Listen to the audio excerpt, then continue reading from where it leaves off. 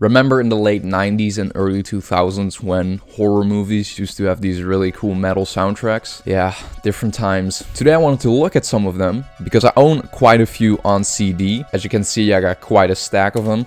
So I wanted to go through them. Most of these are horror, but there are also some Marvel movies. Because even Marvel movies used to have rock/metal soundtracks, which is fucking crazy. I mean, can you imagine the credits from Spider-Man No Way Home with metal in the background? I certainly can't. So we'll go through these in alphabetical order, starting with Bride of Chucky. Now, this soundtrack I only got recently. I got this one for a Valentine's Day special coming up, so be on the lookout for that, you know. Hint, hint, subscribe, put on notifications. There's a track list for you. If you want to read that, make sure you pause. Like, this fucking CD is torn up, which sucks. But this one has a really cool red disc. They turned the colors negative and then also really red, which is cool. Now, this one's got a really cool booklet. There's the cover again. Better look at it.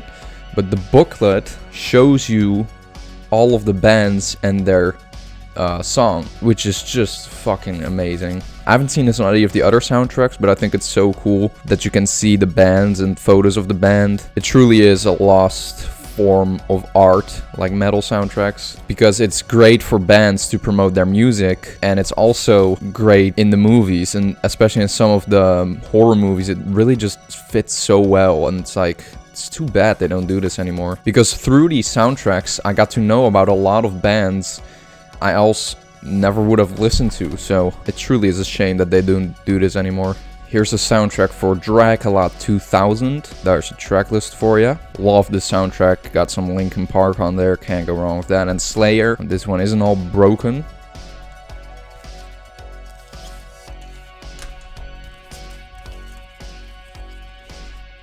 As you can see, another cool booklet. You done? Here's the other side for you with some cool stills. Really nice. I love this still. It fits perfectly within the circle where you'd put the disc. It's just so awesome. Escape from LA. Also really good soundtrack. Here's the track list again. And this features the song The One by White Zombie, which is just a fucking amazing White Zombie song. Far underrated and not available on Spotify or streaming services. There's the inside. Really underrated movie too. I really enjoy this one. It's one of my comfort movies, I would say. More stills on this side. One of the first soundtracks I got, Freddy vs. Jason. This soundtrack totally got me into metal. Great soundtrack. And it's just so cool when you open this up. It's fucking amazing because you can see the glare as if it's actually scratched. And this, like, look at this, man. Look at this fucking vintage Freddy vs. Jason official merchandise. So cool. I totally geek out over early 2000s shit, even though I wasn't even born then. Like, I mean, this CD is just as old as I am. 2003. I was born in 2003. This piece of plastic is as old as I am. Okay, that kind of makes me depressed. Really cool artwork here with the lyrics.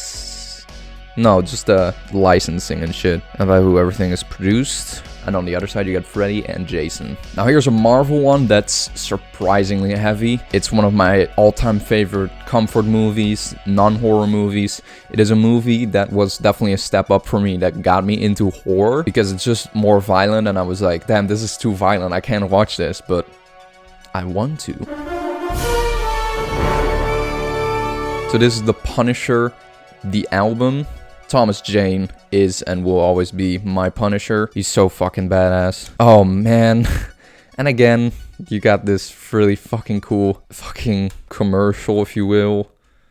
Promotional piece of paper. Daredevil, the album. That's one I also want, but I don't have that one. Spoiler alert. As you can see, when you take out the disc, you got Thomas Jane as the Punisher with bow and arrow, license and registration. And on the other side, some really fucking cool still. Like, nobody looks as badass as Thomas Jane as the Punisher. For anybody that's wondering, I have a girlfriend and I'm straight, but Thomas Jane is definitely a man crush. Let's keep it at that. Spider-Man 2. There's also a soundtrack for Spider-Man 1, which I don't own.